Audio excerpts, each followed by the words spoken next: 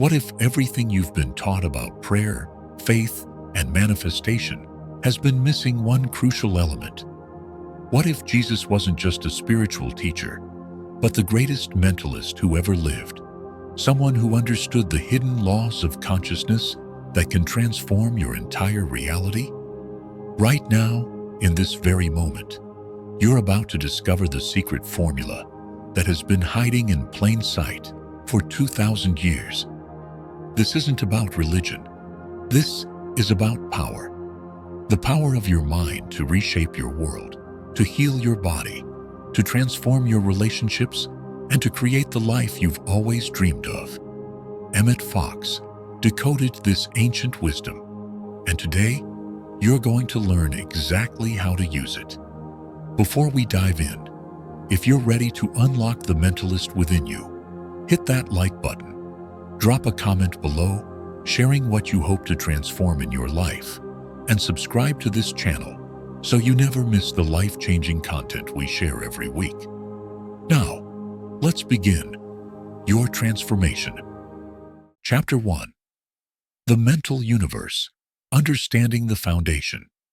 Everything begins with a single revolutionary idea that will change how you see the world forever. The universe is mental, not physical. Mental. This isn't mysticism or wishful thinking. This is the fundamental truth that Jesus understood and demonstrated throughout his entire ministry. Emmet Fox spent decades studying the teachings of Jesus, and what he discovered was astonishing.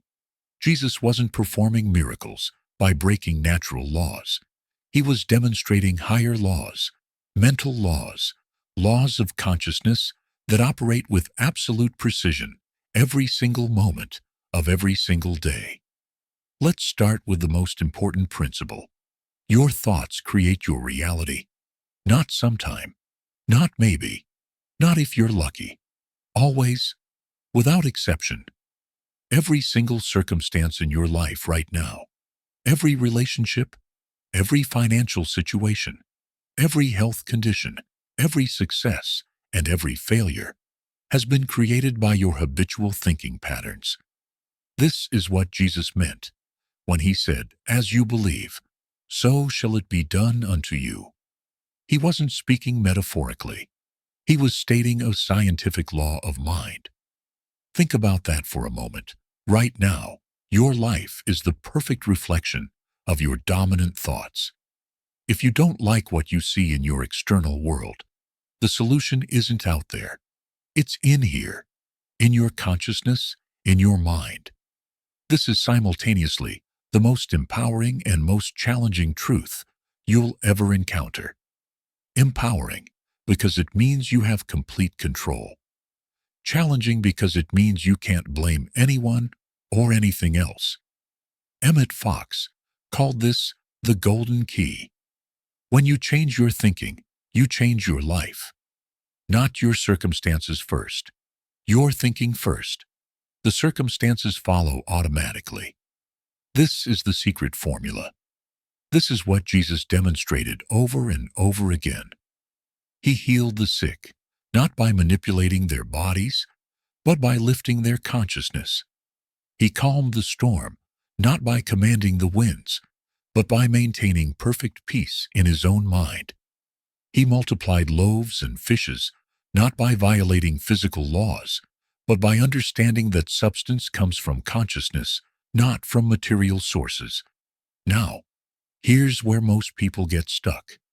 They hear this truth, and they think, okay, I'll just think positive thoughts, and everything will be fine. But that's not how it works. It's not about superficial positive thinking. It's about deep, fundamental transformation of consciousness. It's about changing not just what you think, but how you think. It's about shifting your entire mental framework, from fear to faith, from limitation to possibility, from separation to unity. The mental universe operates according to specific laws, just like the physical universe. Gravity doesn't care whether you believe in it or not. Drop something and it falls. The law of mind is the same way. Think thoughts of health, and health manifests. Think thoughts of sickness, and sickness manifests. Think thoughts of prosperity, and prosperity manifests. Think thoughts of lack, and lack manifests. The law doesn't judge. The law doesn't play favorites. The law simply responds to your mental patterns. Jesus understood this perfectly. Look at his teachings. He constantly emphasized the importance of belief. When people came to him for healing, what did he say? Your faith has made you well. Not my power has made you well. Your faith, your consciousness, your mental acceptance of healing. He was teaching the law of mind. He was showing people that they had the power within themselves to transform their lives completely. Emmet Fox took this principle and made it practical for modern people. He said, "Stop worrying about conditions. Stop trying to manipulate circumstances. Stop fighting against what is. Instead, go within. Change your consciousness. Build a new mental equivalent. When your mental equivalent changes, your outer world must change to match it. This is law. This is the Mentalist Bible. This is the secret formula of Jesus. Let's get specific about how this works. Your subconscious mind is like soil. It accepts any seed you plant. It doesn't argue. It doesn't discriminate. It doesn't say, well, that's a bad seed, so I won't grow it. Whatever you plant, it grows.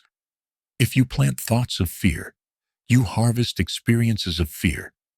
If you plant thoughts of love, you harvest experiences of love. If you plant thoughts of abundance, you harvest experiences of abundance. The subconscious mind is utterly neutral and perfectly responsive. Jesus knew this. That's why he spoke in parables about seeds and soil and harvests. He was teaching mental law through agricultural metaphors that people could understand. The kingdom of heaven is like a man who sowed good seed in his field. Your consciousness is the field. Your thoughts are the seeds. Your life experiences are the harvest. Change the seeds. Change the harvest. It's that simple and that profound. But here's the challenge. You've been planting seeds unconsciously your entire life. Every thought you've ever had has been a seed. Every belief you've accepted has been a seed. Every fear you've entertained has been a seed. And now, you're living in a garden that you created unconsciously. Most people look at their lives and think, how did this happen to me? The answer is, you created it with your thoughts. Not consciously perhaps, but you created it nonetheless. The good news is that you can start planting new seeds right now. This very moment. You don't have to wait for conditions to change. You don't have to wait until you feel ready. You don't have to wait for permission from anyone. You can begin right now to think new thoughts, to build new beliefs, to imagine new possibilities. And as you do, the law of mind will respond. The harvest will change. Your life will transform. Emmet Fox emphasized that this isn't a gradual process where you get a little better each year. When you truly change your consciousness, the transformation can be sudden and dramatic. Jesus didn't heal people gradually. He healed them instantly. Why? Because healing isn't a physical process. It's a mental process. The moment consciousness shifts, the body responds.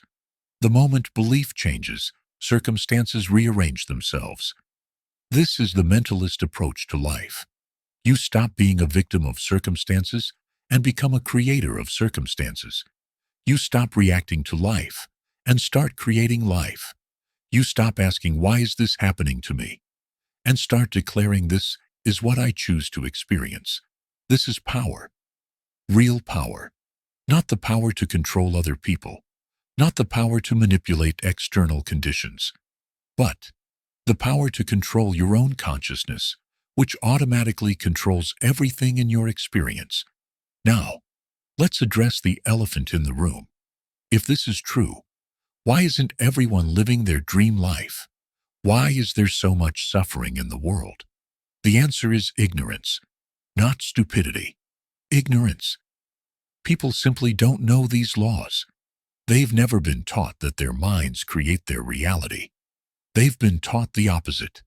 They've been taught that they're victims of circumstances, that life happens to them, that they're powerless except to work hard and hope for the best. Jesus came to wake people up from this ignorance. He said, "You are the light of the world. You are the salt of the earth. The kingdom of heaven is within you." He was trying to tell people, you have infinite power within you. You are not separate from God. You are expressions of God. Your consciousness is creative. Use it wisely. Use it deliberately. Use it to create heaven on earth. Emmet Fox took this message and stripped away all the religious dogma and cultural baggage and made it crystal clear. Your mind is your power. Your thoughts are your tools. Your consciousness is your kingdom. Master these, and you master life. Ignore these, and you remain a slave to circumstances. The choice is yours. It has always been yours. It will always be yours. The mental universe responds to everyone equally.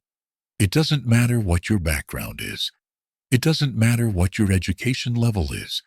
It doesn't matter what mistakes you've made in the past. The law of mind is operating right now, responding to your current thoughts. You can start fresh right now. You can plant new seeds right now. You can change your mental patterns right now. And as you do, your entire life will begin to shift. This is Chapter 1, the foundation. Everything that follows builds on this understanding. The universe is mental. Your thoughts create your reality. You have the power to change your thoughts. Therefore, you have the power to change your reality. This is the secret formula of Jesus. This is the Mentalist Bible. This is your birthright as a human being. Now that you understand the foundation, you're ready for the next level. You're ready to learn the specific techniques that Jesus used and that Emmet Fox decoded for modern seekers. Chapter 2. The power of the word, commanding your reality. Words are not just sounds. Words are not just communication tools. Words are creative forces. This is the second great principle in the secret formula of Jesus, and it's one that most people completely misunderstand. When Jesus spoke, things happened. When he said to the paralyzed man, "Rise up and walk," the man walked. When he said to the storm, "Peace, be still," the storm stopped. When he said to the dead man, "Lazarus, come forth," the dead man came back to life. Was this magic? Was this supernatural intervention? Number. This was the law of the spoken word in action. Emmet Fox understood this principle deeply. He taught that the spoken word carries tremendous power because its thought crystallized into form. When you speak, you're not just moving air molecules. You're releasing mental energy into the universe. You're commanding the creative forces of consciousness to produce effects in your world. This is why Jesus was so careful about his words. This is why he taught that you will be held accountable for every idle word you speak. Let's break this down so you understand exactly how it works. Thought is the first level of creation. When you think a thought, you set energy in motion. But thought alone is often vague and unfocused. Speaking that thought gives it definition, direction, and power. The spoken word is thought amplified. It's consciousness made audible. And because sound is vibration, and vibration affects matter, your words literally reshape the physical world around you. Think about the Bible's creation story. In the beginning was the Word, and the Word was with God, and the Word was God. All things were made through the Word. This isn't mythology. This is a teaching about the creative power of consciousness expressed through speech. God didn't think the universe into existence. God spoke it into existence. Let there be light, and there was light. This is the pattern. This is the formula. Speak, and it is done. Jesus demonstrated this constantly. He didn't pray long, complicated prayers, asking God to maybe, possibly, if it's okay, please help someone, number. He spoke with authority. He commanded. He declared. He used the creative power of the word to produce immediate results. And then he told his followers, you can do this too. Whatever you ask in prayer, believe that you have received it, and it will be yours. He was teaching the technique. Speak your desire. Believe it's already done. And it manifests. Emmet Fox called this scientific prayer. Not begging, not pleading, not hoping that God might grant your request if you're good enough.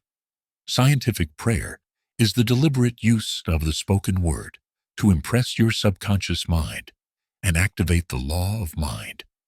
You speak your desire clearly and definitely. You claim it as already accomplished.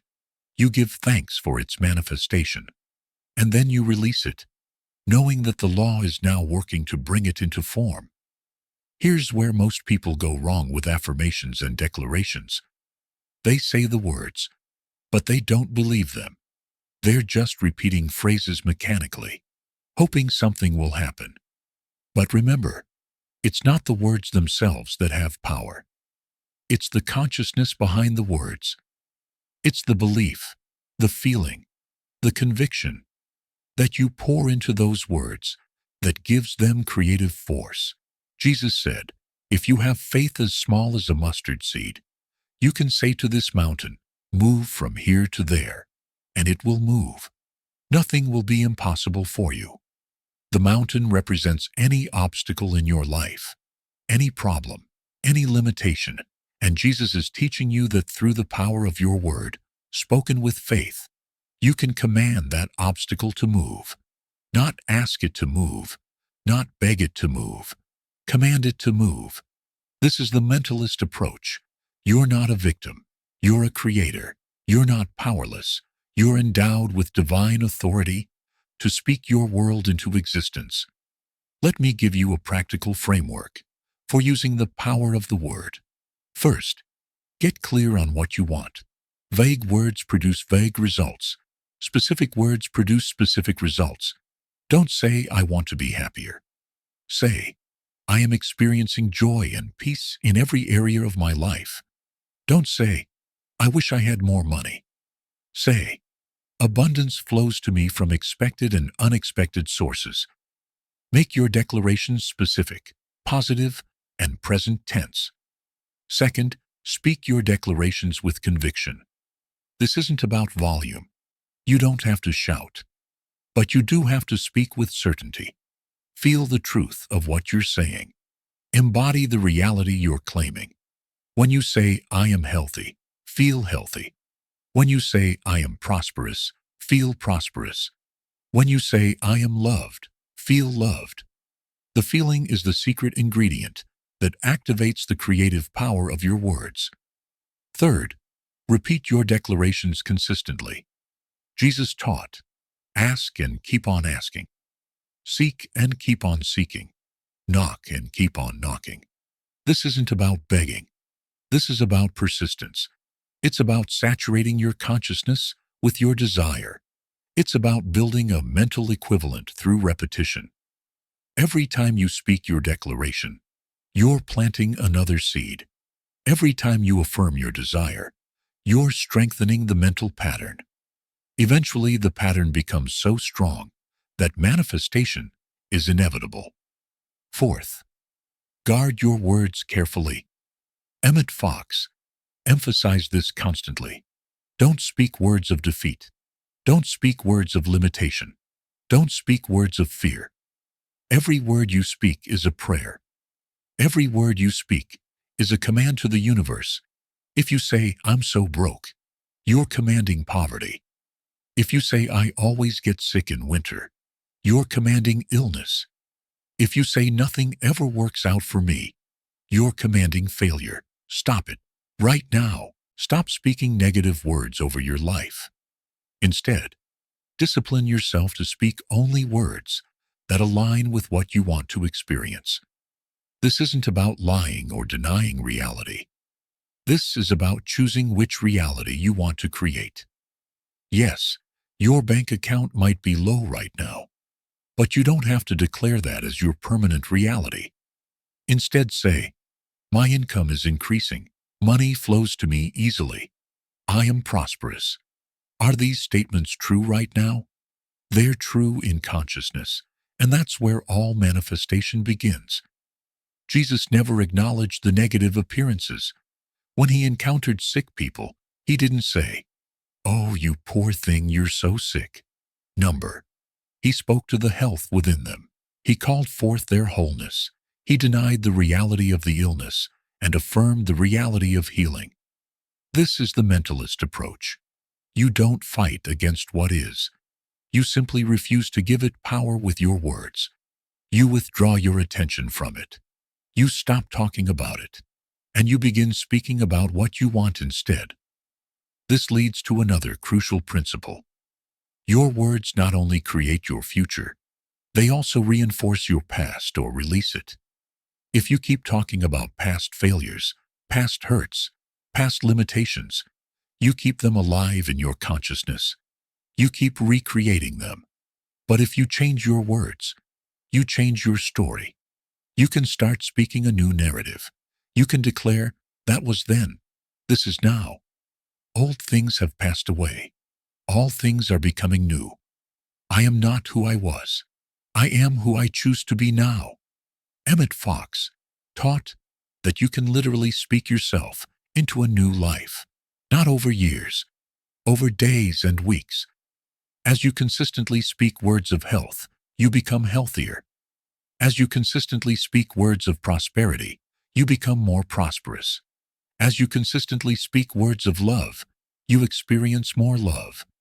The outer world has no choice but to conform to your words, because your words shape your consciousness, and your consciousness creates your reality. Now, let's talk about the words you speak to others. This is equally important. When you speak to someone, you're not just communicating information. You're affecting their consciousness. You're either lifting them up or pulling them down. You're either blessing them or cursing them. Jesus understood this. He blessed people constantly. He spoke words of life, words of hope, words of possibility. And people were transformed in his presence. You have this same power. When you speak to your children, you're shaping their self-concept. When you speak to your spouse, you're strengthening or weakening your relationship. When you speak to your colleagues, you're creating the atmosphere of your workplace. Choose your words wisely. Speak blessing. Speak encouragement. Speak possibility. See the good in people and call it forth with your words. This is how Jesus operated. He saw potential where others saw problems. He saw wholeness where others saw brokenness, and he spoke to what he saw. Emmet Fox said that every conversation is either a treatment for good or a treatment for limitation. You're always treating either yourself or others with your words. Make sure you're treating for good. Make sure you're speaking life. Make sure you're using your words to create, rather than to destroy. This is mastery. This is the secret formula in action. There's one more aspect of the power of the word that we need to cover. Denial and affirmation. Jesus used both. When he encountered something he didn't want, he denied it power. He said, "Get behind me, Satan." He was denying the reality of temptation. He was refusing to accept it as true. When he encountered what he did want, he affirmed it. He said, "Your sins are forgiven. Your faith has healed you. Go in peace." He was affirming the good, the true, the divine in people. You need to use both techniques. When negative thoughts arise, deny them. Don't argue with them. Don't analyze them. Just say, "No, that's not true. I deny that thought power in my life."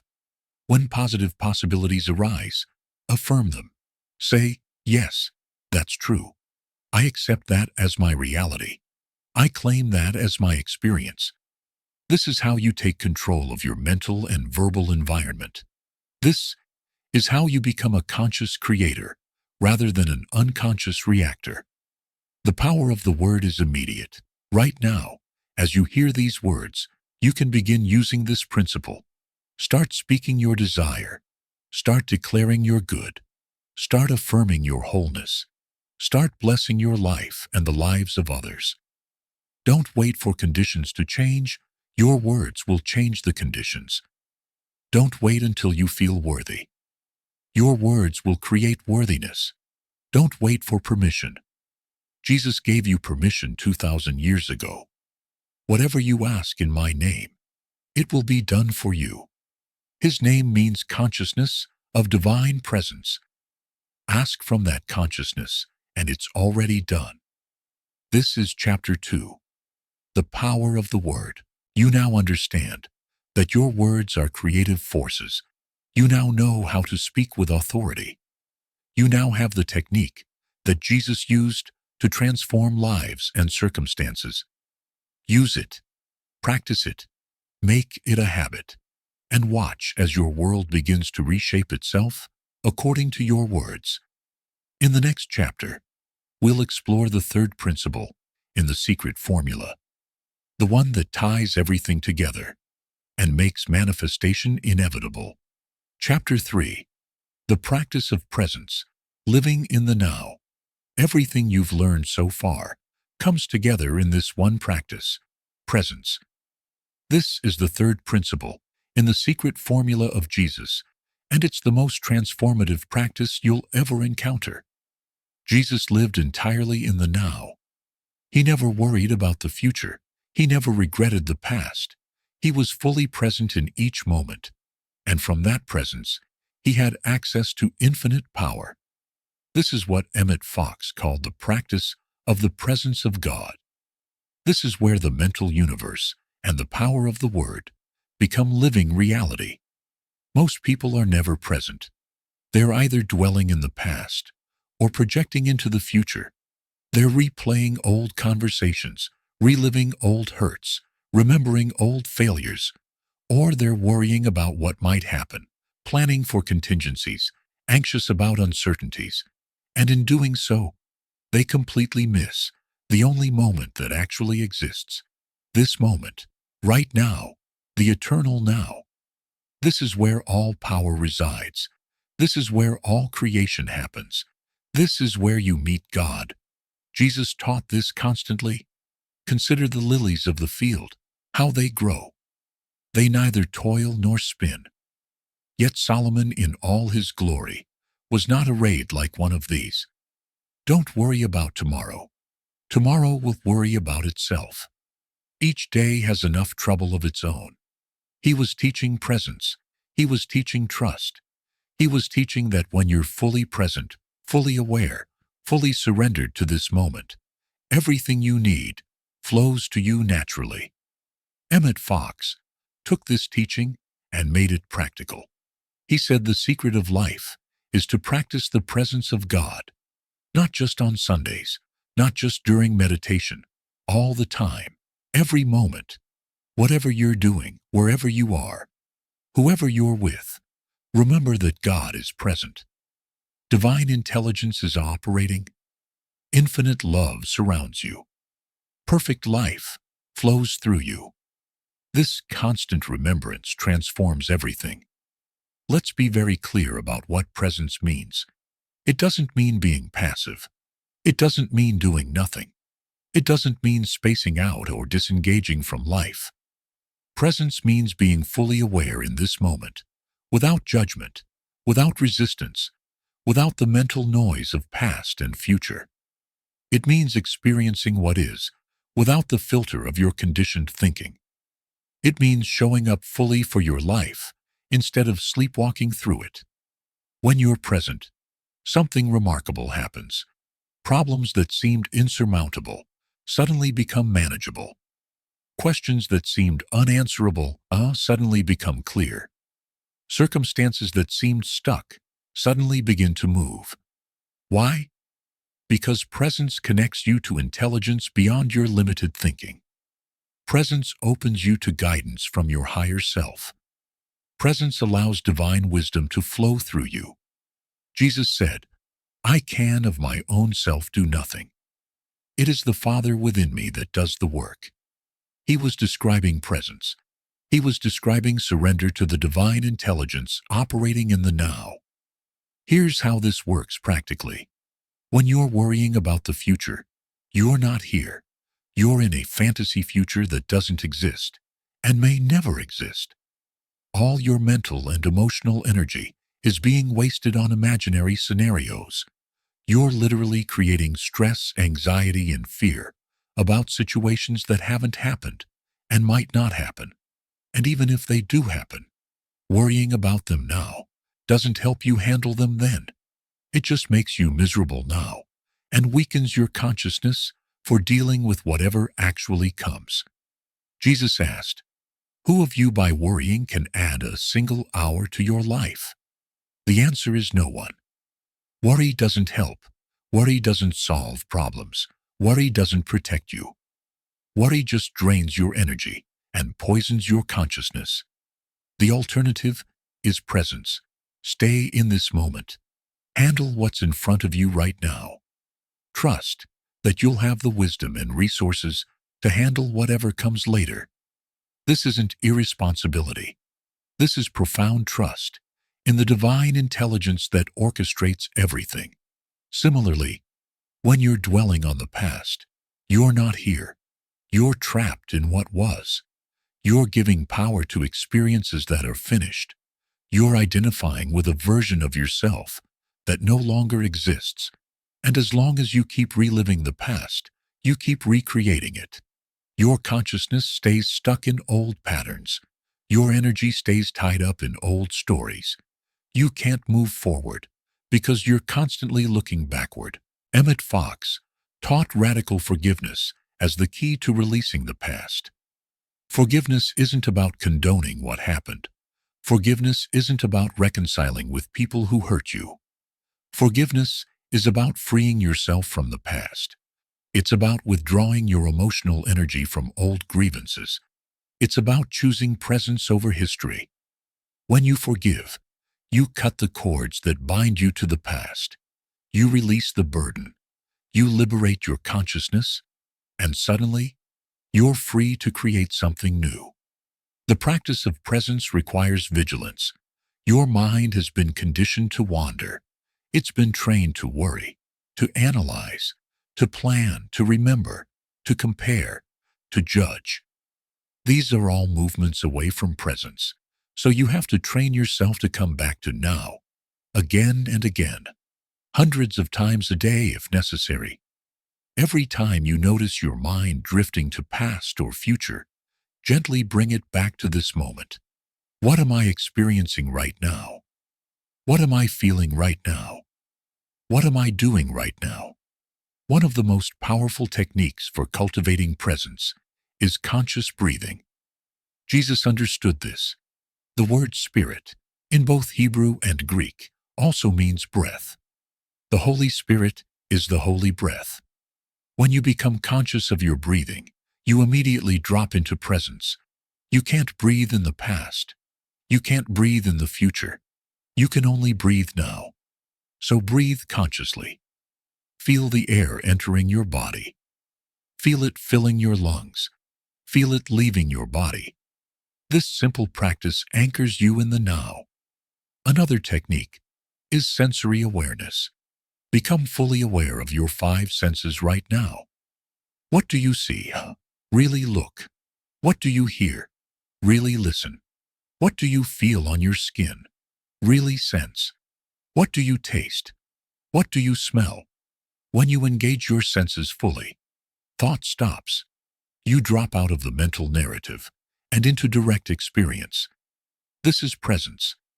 This is where Jesus lived constantly. But here's where it gets really interesting. When you're fully present, you gain access to what Emmet Fox called the inner guidance. That still, small voice within. The intuition. The knowing. This is how Jesus operated. He didn't figure things out with his intellect. He listened within. He waited for divine guidance. And then he acted. When to speak and when to be silent. When to act and when to wait. Where to go and where to avoid. He knew, because he was present enough to hear the inner voice. You have access to this same guidance, but you can't hear it if your mind is full of mental noise. You can't receive it if you're constantly thinking, planning, worrying, remembering. The inner voice speaks in silence. It whispers in the gaps between thoughts. It emerges in presence. This is why meditation is so valuable. Not as an escape from life, but as a training ground for presence. In meditation, you practice being still. You practice listening. You practice presence. And then you bring that quality into your daily life. Jesus often withdrew to quiet places to pray, not because he had to beg God for things, but because he needed to maintain his connection to presence. He needed to recharge his consciousness. He needed to listen. And from that listening, from that presence, from that connection, he would receive guidance for his ministry. You need the same thing. Regular times of quiet, regular moments of stillness, regular practice of presence. This keeps your consciousness clear, your intuition sharp, your energy high. Now let's talk about presence in relationships. This is where most people completely miss the mark. When you're with someone but your mind is elsewhere, you're not really with them. You're physically present, but mentally absent, and they feel it. They sense your disconnection. This creates distance, misunderstanding, conflict. But when you bring full presence to your relationships, everything changes. People feel seen. They feel heard. They feel valued. This is one of the greatest gifts you can give anyone.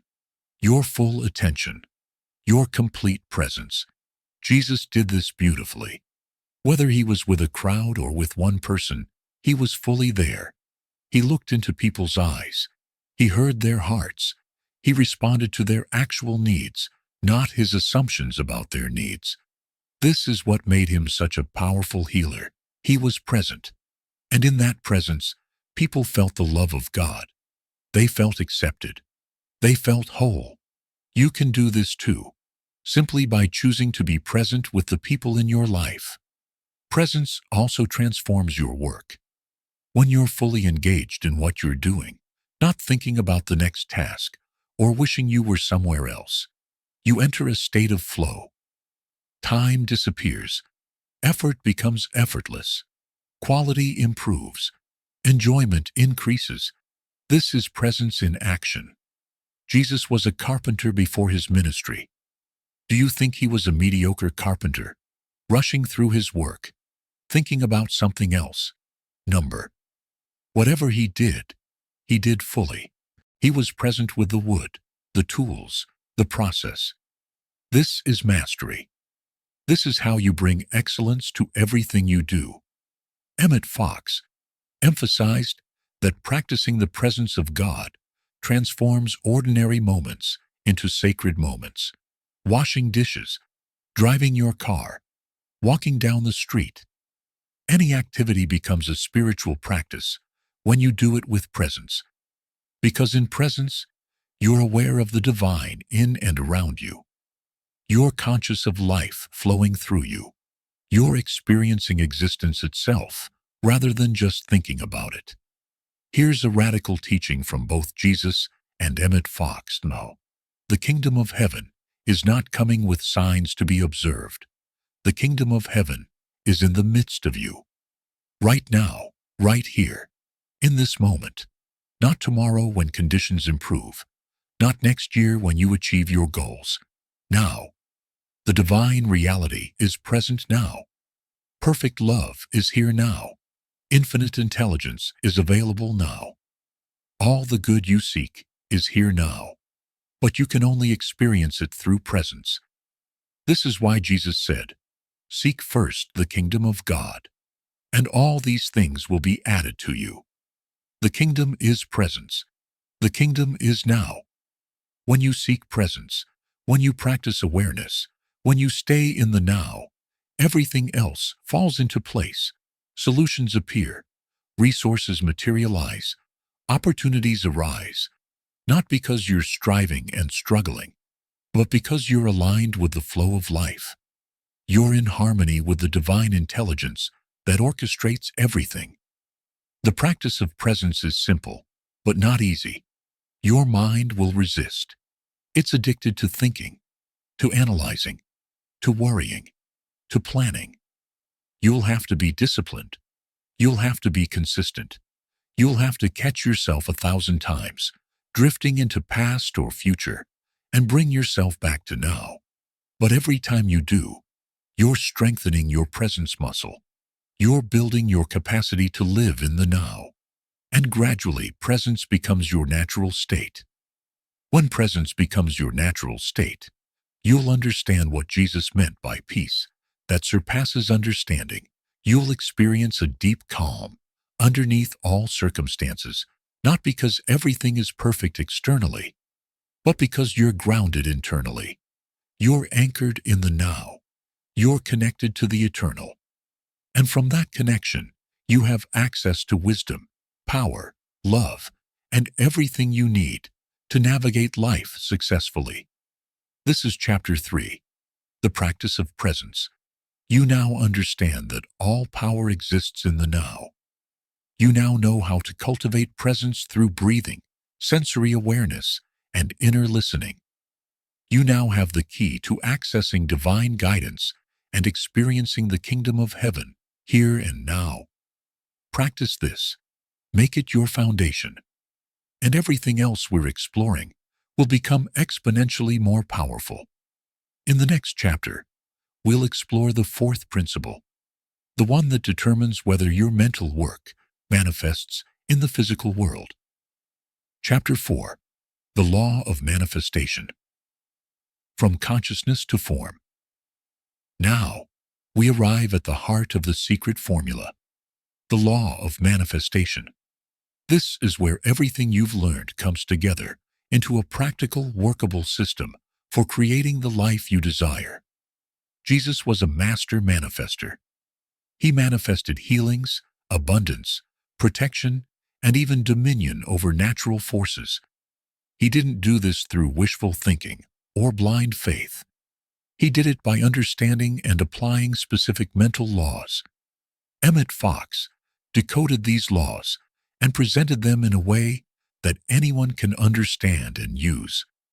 Today, you're going to learn exactly how to take your desires from consciousness into form. The law of manifestation operates on one fundamental principle. As within, so without. Your outer world is always a perfect reflection of your inner world, always, without exception. This isn't theory. This is law. What you hold in consciousness must manifest in experience. The question isn't whether this law works. The question is, what are you holding in consciousness? Because that's what you're going to get. Jesus taught this plainly. As you believe, so it is done unto you. According to your faith be it unto you. What things you desire, when you pray, believe that you have received them, and you will have them. He was teaching the law of manifestation. He was showing people that their external experiences are determined by their internal states. Change the internal, and the external must change. This is not magic. This is science. Mental science. Emmet Fox called this building your mental equivalent. Before anything can manifest in your life, you must first build the mental equivalent of it in your consciousness. What's a mental equivalent? It's a clear, detailed mental picture combined with the feeling of having what you desire. It's not just thinking about what you want. It's experiencing it mentally and emotionally as if you already have it. When you build a strong mental equivalent, manifestation is automatic. Let's break down the process step by step. First, get absolutely clear on what you want. Most people fail at manifestation because they're vague. They say things like, I want to be happy. I want a better job. I want more money. But the universe can't deliver vague orders. You have to be specific. What does happiness look like for you specifically? What kind of job? How much money? Details matter. The clearer your desire, the clearer your mental equivalent, the faster your manifestation. Jesus demonstrated this specificity. When blind men came to him, he didn't assume what they wanted. He asked, "What do you want me to do for you?" They said, "We want to see."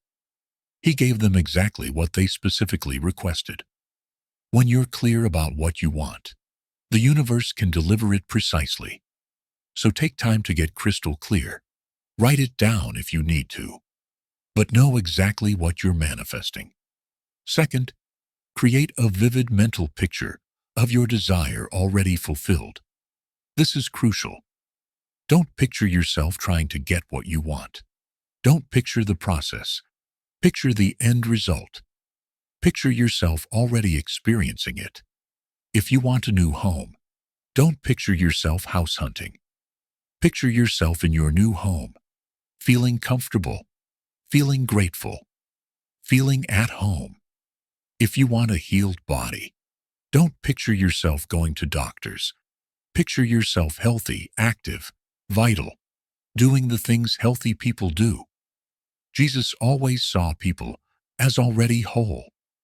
When he looked at the sick, he didn't see sickness. He saw health.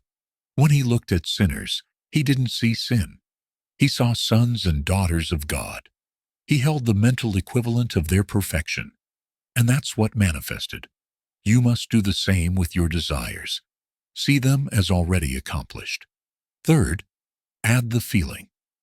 This is the secret ingredient that most people miss. Mental pictures alone aren't enough. You must feel the feeling of having what you desire. How would you feel if your desire was already manifested? Grateful, joyful, relieved, excited, peaceful? Feel that now. Generate that emotion right now.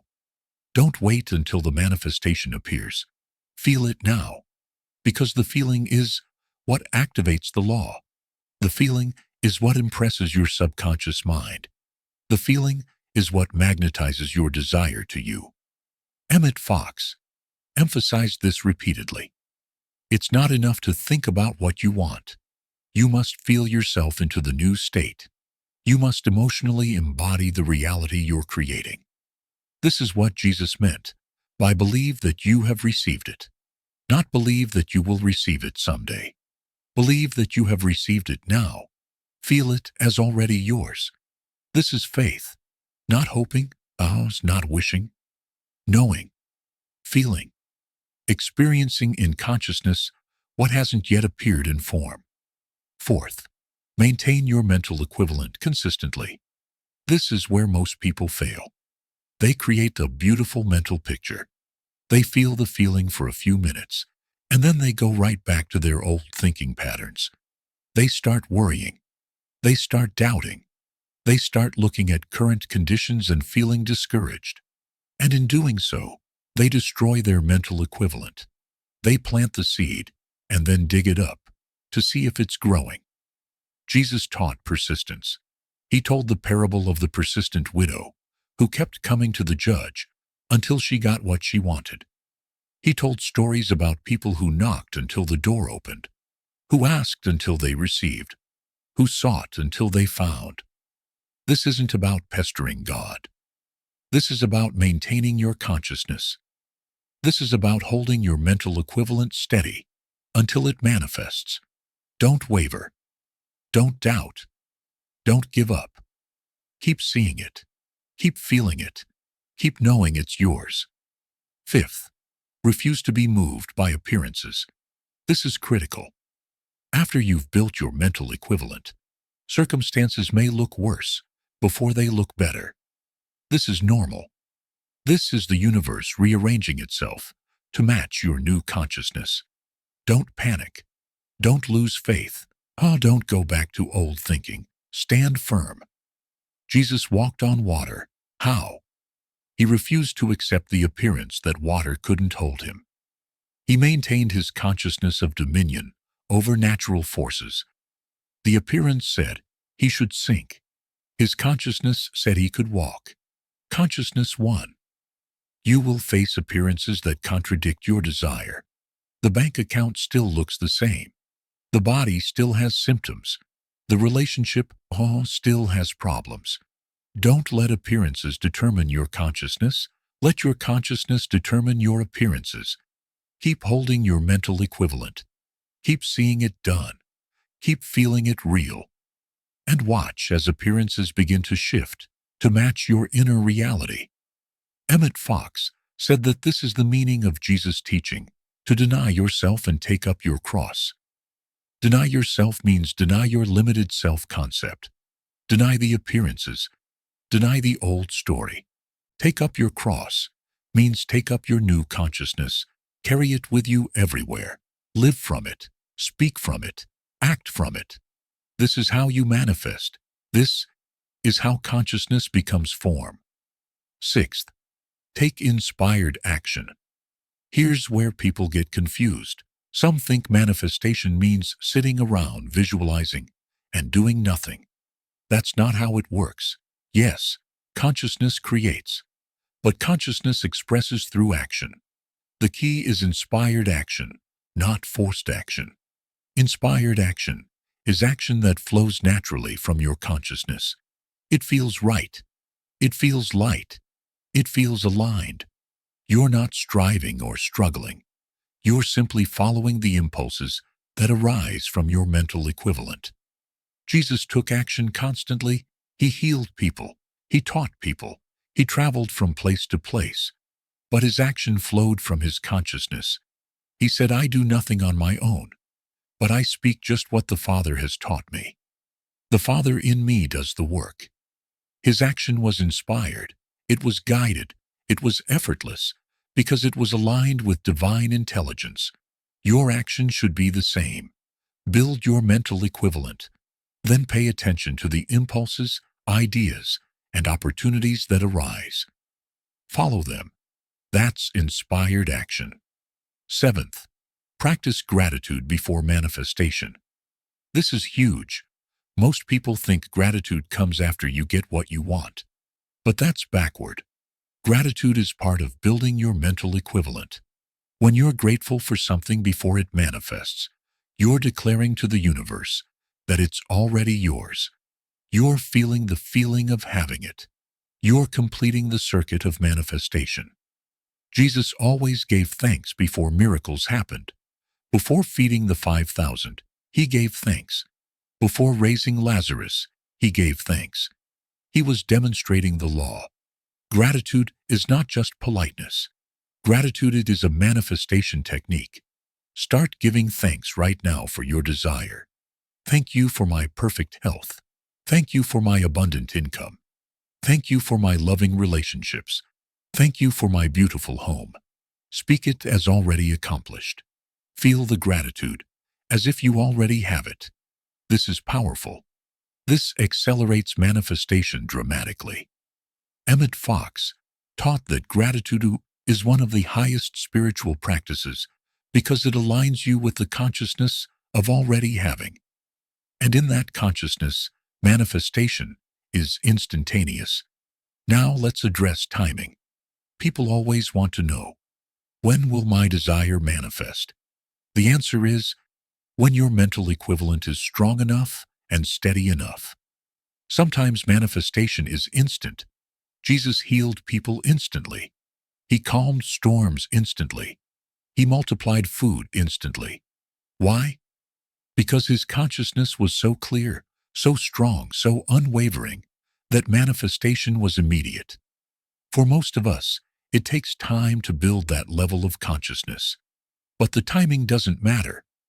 What matters is that you maintain your mental equivalent until it manifests. Don't set deadlines. Don't say, if it doesn't happen by this date, it's not working. That's doubt.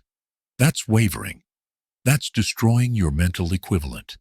Instead, know that it's already done in consciousness and it will appear in form at the perfect time. Trust the process. Trust the law. Trust divine timing. Your job is to hold the consciousness. The universe's job is to arrange the circumstances. Stay in your lane. Emmet Fox taught that there are 3 stages to manifestation. First, conception. This is when you get the desire, when you conceive what you want. Second, gestation. This is the period where you're building and maintaining your mental equivalent. The seed is growing underground. You can't see it yet, but it's growing. Third, birth. This is when the manifestation appears in physical form. Every manifestation goes through these 3 stages. Don't try to rush gestation. Just keep doing your inner work, and birth will happen naturally. Let's talk about resistance. Why do some things manifest easily, while others seem to take forever, or never manifest at all? The answer is internal resistance, conflicting beliefs, doubts, fears, feelings of unworthiness. These create resistance that blocks manifestation. Jesus said, "If you have faith and do not doubt, you can say to this mountain, 'Be removed and cast into the sea,' and it will be done." Do not doubt. Doubt is resistance. Doubt cancels out your mental equivalent. How do you deal with doubt? Don't fight it. Don't try to suppress it. Instead, acknowledge it and release it. Say, "I notice this doubt arising. I choose not to give it power. I return to my mental equivalent. I return to my knowing. I return to my faith." Every time doubt arises, gently redirect your consciousness back to your desire, back to your mental picture, back to your feeling. This is the practice. This is the discipline. This is what separates successful manifestors from unsuccessful ones. Conclusion. You've just completed a journey through the most powerful teachings ever given to humanity. The secret formula of Jesus, decoded by Emmet Fox, is now yours. You understand that the universe is mental, that your thoughts create your reality, that your words command your world, that presence is power, that manifestation is law, and that daily practice makes it all real. But understanding isn't enough. Knowledge without application is useless. You must now take what you've learned and live it. Here's the beautiful truth. You don't have to be perfect. You don't have to get it all right immediately. You just have to start. Start with one practice. Start with one principle. Start with one moment of conscious awareness. Jesus didn't build his ministry in a day. He grew in wisdom and stature. He practiced. He developed. He mastered consciousness over time. You're on the same path. Every master was once a beginner. Every expert was once a novice. The only difference between those who transform their lives and those who don't is this.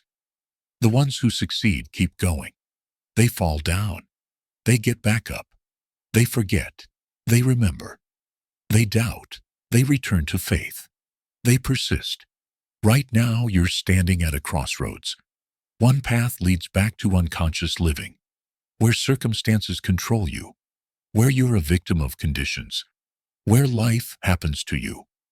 The other path leads to conscious creation, where you control your consciousness, where you're the author of your experience, where you happen to life.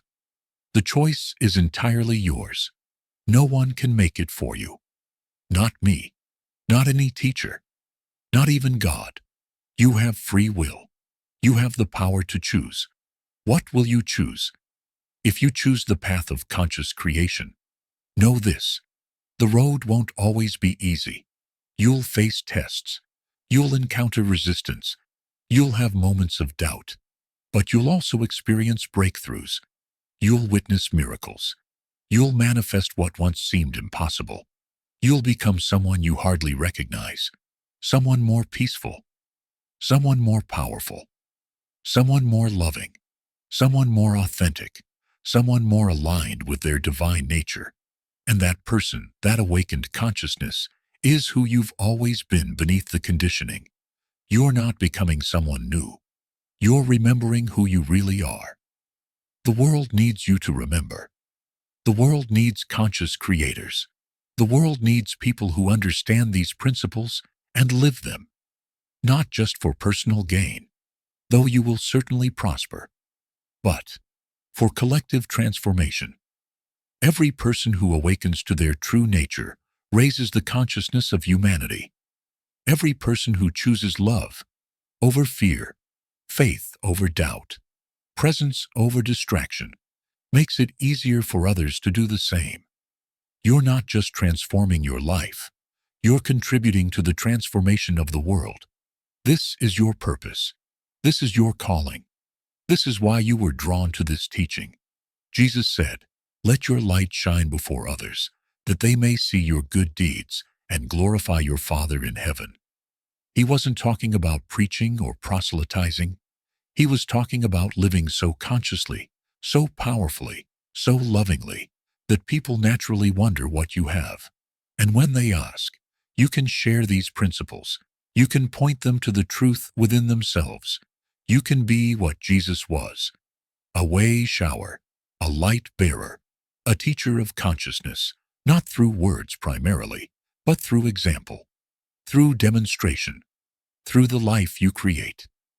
Imagine a world where millions of people understood and applied these principles, where people took responsibility for their consciousness, where people spoke words of blessing instead of cursing, where people lived in presence instead of distraction, where people manifested from faith instead of operating from fear. What would that world look like? It would look like the kingdom of heaven that Jesus spoke about, not in some distant afterlife, but here, now, on earth, as it is in heaven. Consciousness creates reality. If enough people change their consciousness, reality changes. You're part of that change. Your awakening matters. Your transformation contributes. Your consciousness counts. So here's my final encouragement to you. Don't let this be just another piece of information you consume and forget. Don't let this be entertainment that doesn't translate into transformation. Take this seriously. Commit fully. Give it everything you have. Not because I'm asking you to, but because you owe it to yourself.